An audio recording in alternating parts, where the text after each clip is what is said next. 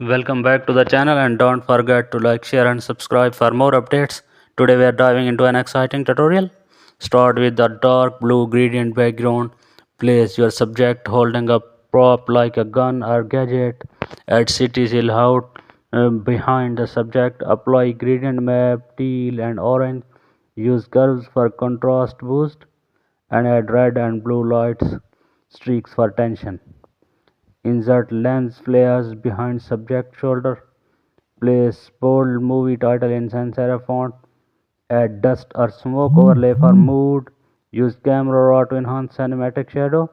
Add tagline text with spacing adjustment.